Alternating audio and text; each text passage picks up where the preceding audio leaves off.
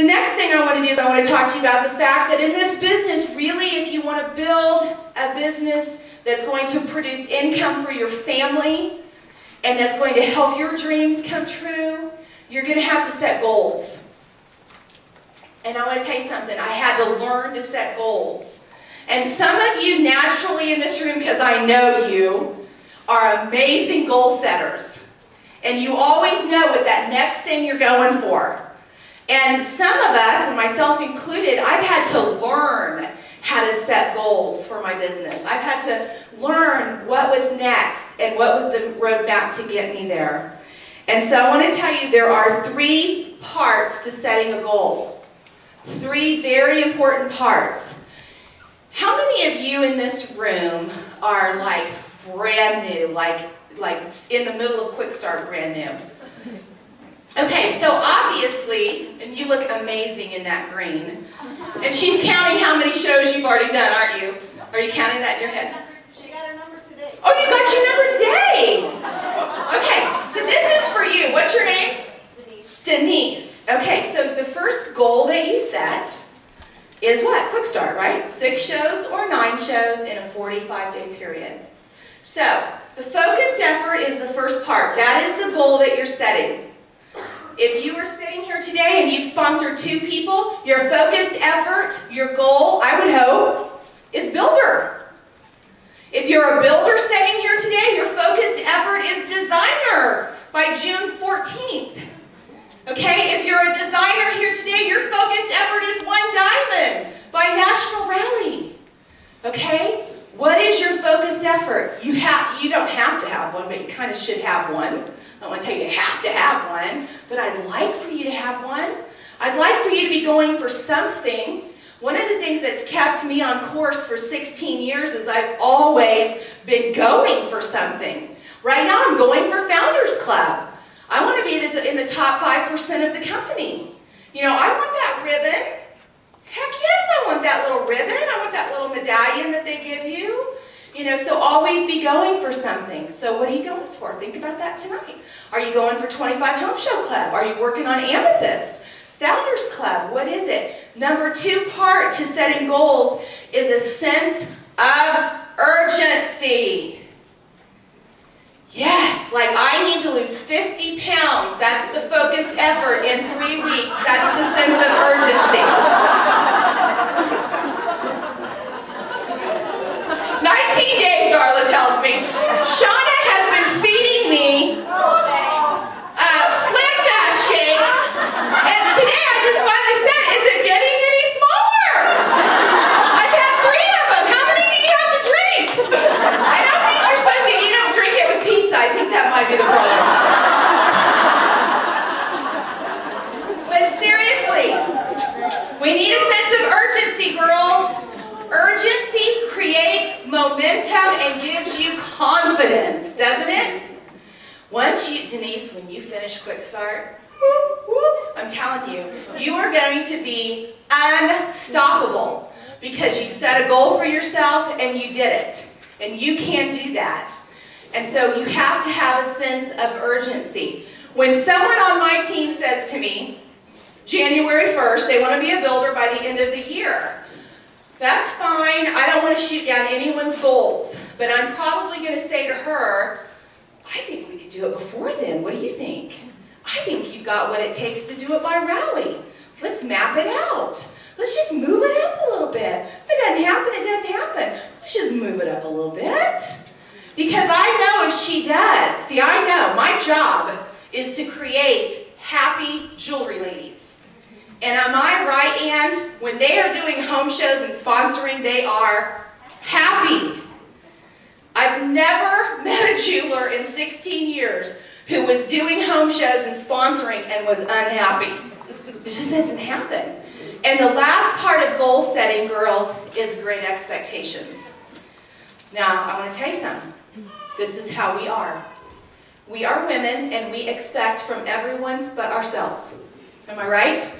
I expect my children to do their homework and get it done and get at the least B's.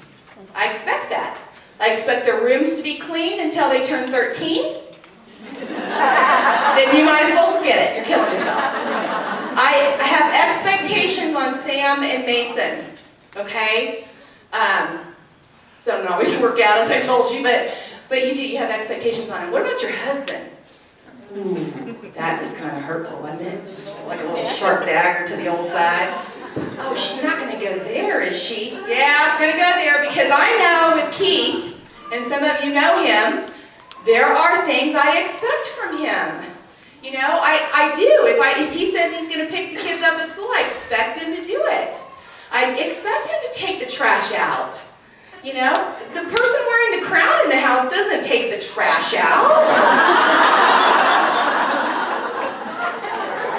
But you know what I mean? I have expectations on Keith. What about the ones I put on Gayla? What about the ones we put on ourselves? It's okay to say, I am going to achieve quick start, and I'm going to do it by this date, and I expect myself to do it. Not, well, if it happens, it happens. Now, I'm not saying if it doesn't happen, you kill yourself over it, because that's crazy. But let's have some expectations of us. Let's have some expectations of what this room can do by July's rally. Because can I tell you what will happen if you set some goals and go for it? You're going to be sitting in Fort Worth, Texas. You might as well just get a crown right now and start wearing it.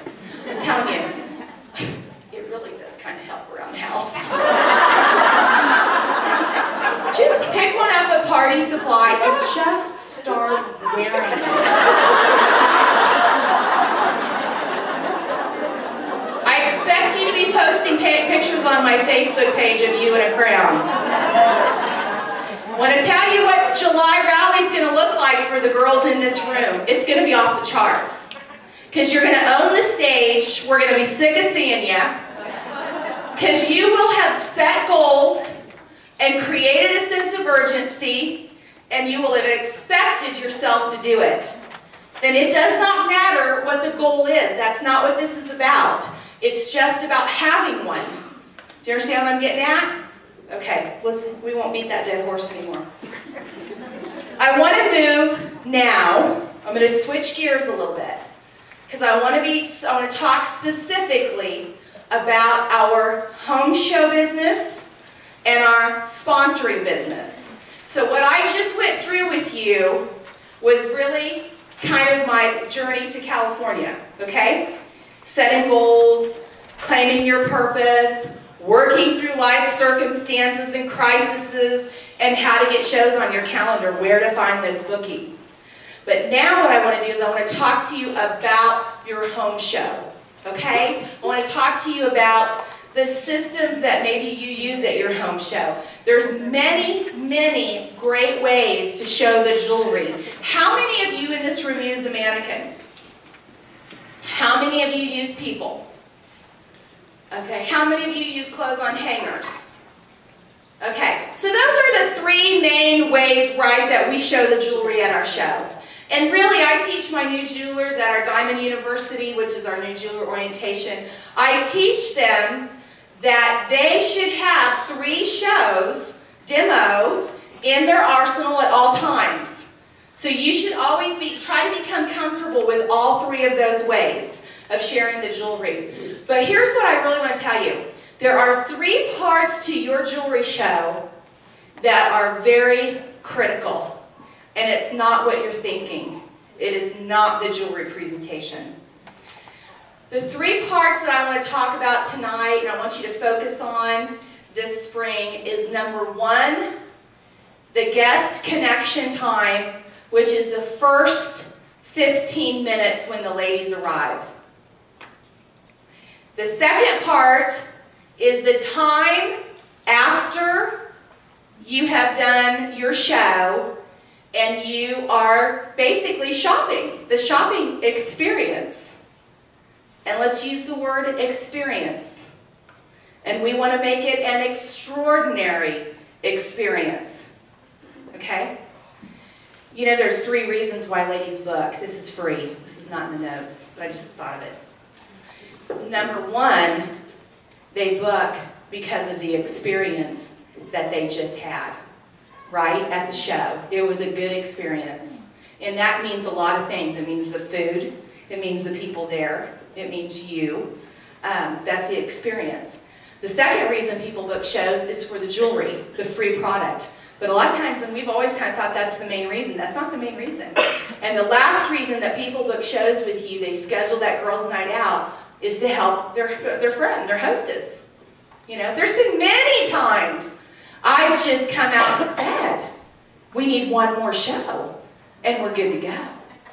You know, to help our hostess win this handbag. I give away a handbag when we have 3 bookings at the show. Oh yeah, that works great. And I did that at National Rally. You can kind of look at that on video if you want. But let's talk about those first 10 to 15 minutes at that show, okay? They come in the door, and what I've always thought in the past, or what I did for probably the first several years in my business, was it was a mad dash to get them to the jewelry table. You know what I mean? Oh my gosh, come over here. Have you ever seen this jewelry before? This is the best jewelry you've ever seen. Come on over here. Let's see how much we can get on you at a time. Because isn't that kind of what we've been taught? I was always taught that. Seriously, Darla, haven't we kind of been taught that in the early days? And I want to tell you something. It was all about what? The jewelry. But see, we got to switch it up a little bit and make it all about the person. So now when they walk into the show, they come in, I introduce myself. My name is Gayla.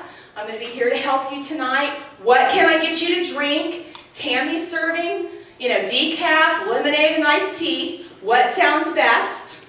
She tells me what she wants. I'm hoofing it, not in these shoes, to the kitchen to get her a beverage. I am letting my guests be together. I'm not telling them not to go to the jewelry table, but I don't lock a leash on them from the get-go and drag them over there. You know, I'm letting them eat. I'm letting them visit. Because the reality is that is kind of the experience that they came for. Think about this. Take yourself out of the mix, right? They came to be with their friends, to relax without their children, and I don't want to get in the way of that. Because when I ask her to do a girls' night out, I want her to be thinking, this was a fun experience. Not, you know, not anything else. And so I want to encourage you to switch that up a little bit. The moment they walk in, introduce yourself. That's fine and all. But don't worry so much about getting them over to the jewelry table. Offer to get them a beverage. Get to know them. This is kind of interesting. I had a new girl shadow me to a show. And after the show, you know, we met on the phone that night to talk about what she thought. And I said, so Christine, what do you think? She goes, I totally get it. And I'm thinking what I do, because, you know, you never know. And she goes, I totally watched you connect with every single woman at that show. And that is why you got 4 bookings. Because I said to her, this is what I said, I go, yeah, that booking activity is something, isn't it? Those 4 bookings, because I gave away that person. She goes, that's not why they booked with you. She goes, you talked to every single person. You were in the kitchen. They were all eating. It was a girls' night out. And we were friends, and I knew where they had gone on vacation, and I knew what their plans were, and how old their children were. Does that make sense to you guys? And a lot of you may do that naturally. But sometimes if things don't come natural to us, it's a skill set that we need to develop. And that is connecting with our guests. So important.